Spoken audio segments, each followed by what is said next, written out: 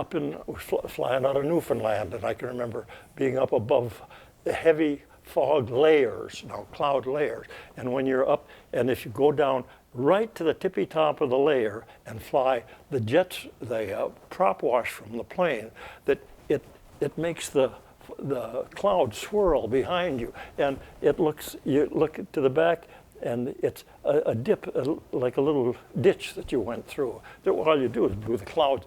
The heat from the engines, I guess, vaporizes the moisture in the air for that little bit, and kind of like contrails. But those are, but as far as the thrill of flying, the relationship of, I'll say, man versus the air and all around you, then the smaller the plane, the lighter and the less stuff, I find the most exciting. That you read these books about pilots with nearness to God and nearness to nature. Yeah. Those are the times that it comes, not when you're strapped into all this electronic stuff. Right. And metal around you. Yeah, so many of the planes now, the pilot isn't even really flying the plane. He is controlling the electronics that fly the plane, because the reactions needed to fly that plane are so demanding and have to be executed so rapidly that the human can't respond to it. So he is responding, the human is controlling a, quote, computer that is controlling that airplane. Right. Now, that's not all of them, but there are some of the fancy ones that are the more tricked out. Yeah, that are. That's what I understand. I haven't flown those planes. Okay, where are we at here? Now we're at we're finishing up flying these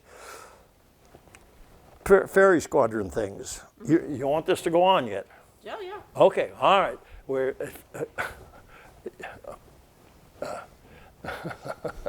so the ferry squadron deal. That then I was after that. Now again, see, we're getting into more use of radar and things in the Navy, and CIC, Combat Information Center, the CIC, and they're starting to appoint officers to do this job on ships and things like that. So I was assigned to CIC School back in Chicago, at Great Lakes, as I recall it. I think he's, well, I went to CIC School back there for I forget how long. And I personally, this personal note here, but in my lifetime, I know I haven't smoked a carton of cigarettes. I doubt that I have smoked one pack of cigarettes in my lifetime. Okay, but back at CIC School, I'd seen pictures, and the CIC officers, if they smoked a pipe, now the duty of the CIC officer, you're in this room with these big screens and stuff around, and you are controlling your aircraft to intercept enemy aircraft and things like this. And so you're looking at this and this, and you're telling people what to do. And the ones that they'd have a straight stem pipe, it had to be a straight stem, and in their mouth, and they'd say, like, take bogey 3 with cap 4. They use it as a pointer. Point to it, yeah. Oh. And that looked so dramatic to me that while I was in CIC school, I learned to smoke a pipe. Oh, you do today still? Or? I quit not too many months ago because I've got these problems with my leg and body, and I'm grasping at every straw that I can to try to improve my general health. Right. And although I still enjoy a pipe now and then, that I've completely quit. Although I still carry it in the car and I suck on it once in a while, but I haven't put any tobacco in it now for a while. Foolishness, I know. But anyway, so I went to that CIC school in Chicago, and that's the only thing I can remember about that really was the pipe, although the school itself was interesting too. And then I was assigned to a seaplane tender as the CIC officer on that ship, and we operated. Our home base was Alameda, but we spent, I guess well over half our time in the Pacific, Philippines. We got over to Hong Kong, Japan, down to the Singapore area, Siam. It's not Siam anymore. But anyway, that's where we were. And so I worked at that job on the ship. That was about year and a half, 2-year tour, as I recall. And after that, let's see, what did I do after that? Oh, then I was assigned to the Air Station at El Centro, and with the unit down there was the Navy Parachute Unit. And I stayed there about 3 years. Now, a lot of people, they didn't like El Centro because mainly the weather, hotter than hell and all that sort of stuff. But the job was extremely interesting. I think that it's probably the most interesting job I've had in the Navy, in that at that time, we were working with ejection seats. They were not known at that time, but they were working on it in England, and we ended up working with Martin Baker in London and different procedures for the escaping of a pilot from a disabled or burning airplane. And we were working also with NASA on the space program on recovery capsules and things like this. And just in general, it was, you never really knew what the next project was going to be, and but it was very, very interesting, yeah. very interesting. We had, the planes we had for training were both jets and props, and used all of them. One of the things that we would do is take an airplane, and the one that I remember specifically was a T-33, a jet, single-engine jet with 2 places, and you'd have the live pilot in the front, and then in the back seat you'd put a dummy and some kind of a parachute escape system. And we're talking now ejection seats, where that you'd go along and fire this seat out, and so if the pilot would have to get out of a burning plane or something like that. Really fast, And it was part of the experimental program. And in fact, the guy, no, not that I relieved, but he was in the squadron right before I got there, that he was flying this plane, one of the T-33s down there, just a couple weeks before I got there, and fired the ejection seat, and there was a malfunction, and the seat did not come out as fast and clear as well as it should, and it tipped over and knocked the tail off his plane. He's only about 1,000 feet off the ground, and he couldn't recover. He was killed. And that's the kind of thing we were doing. We lost only one other parachute guy while I was down there, but it was on.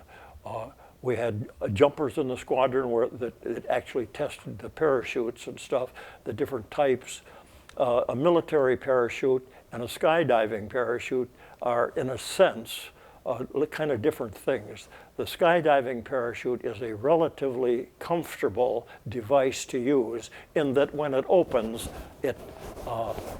slowly, because you're not going to jump deliberately at any low altitude. But military parachutes are designed for rapid opening, and when they open, they go crack. And I saw stars on several occasions when I jumped, and because the shock is very great when that thing hits. But there's a logic behind it. But that's what we were doing.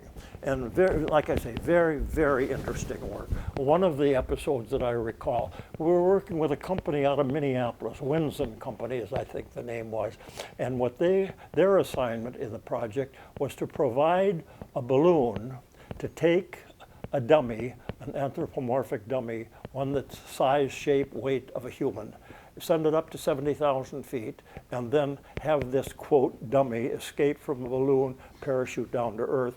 The preface for space, returning from space, that if the guys have to get out of the capsule for some dumb reason as they're descending, that you have to have things for this. It's possible that the pilot would be unconscious, so you have to have things automatic.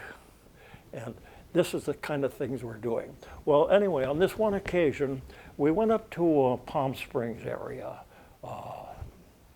Wasn't Palm Springs, but Palm Desert, little town up there. And we launched this balloon that was a helium balloon, as I recall, up to 70,000 feet, and had this capsule parachute mechanism in it, and we released it over the area down there, the mountains, Southern California, Arizona area, and had filmed cameras tracking it, all this stuff coming down. Well, then theoretically, you go and you pick this dummy up and examine it for blah, blah, blah. And we never found that dummy. It landed someplace near the Chocolate Mountains, east of El Centro. We spent about 2 or 3 days looking out there for that dummy and never found it. Now, my theory of what happened to it is that the dummy came down in the mountains there, little east of El Centro, Glamis area, the dunes, and there's mountains there. And there was a lot of mining and stuff in this area too. In past years, there was mining. So my theory is that this dummy came down and went through a crevice between 2 steep hills and got down into where some rocks are and things like that. And we could never find it. And so what I'm thinking is that someday, if it hasn't already happened, and I don't think so, is that some prospective miner is going to be up there looking for whatever he's looking for, and he's going to come across this thing.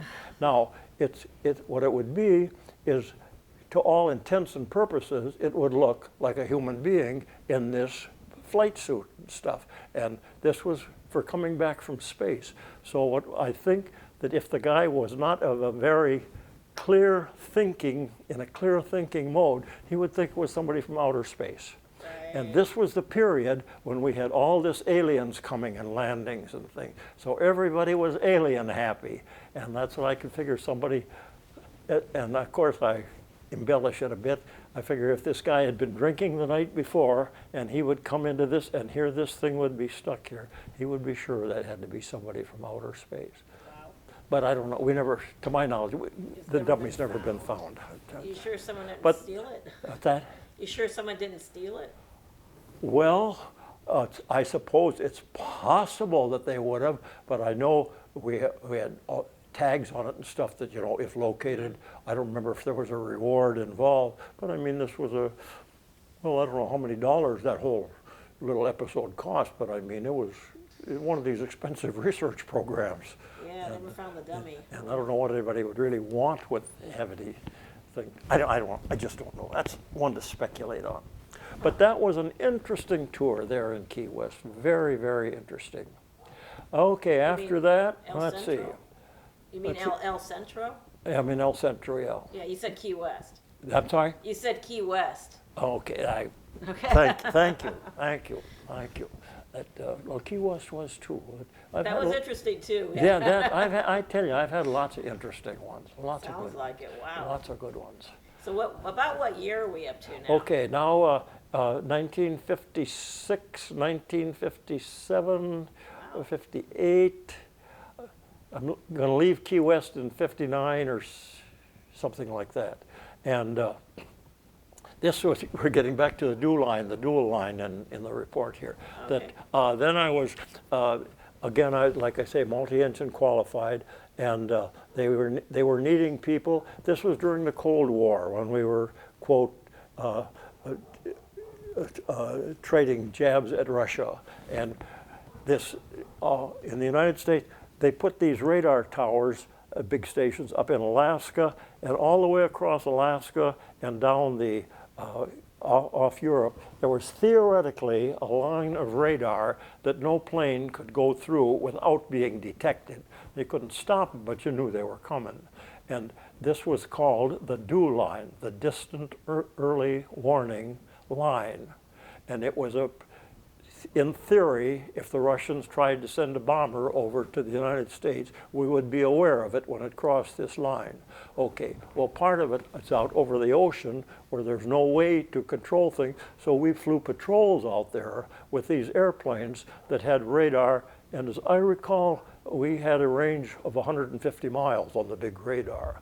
That I think I computed once how many millions of square miles we could look at each day on a patrol. But, how high did you usually go? For those flights, it depended on what the weather conditions were, but I will say usually between 10,000 and 7,000 feet, not real high. Yeah,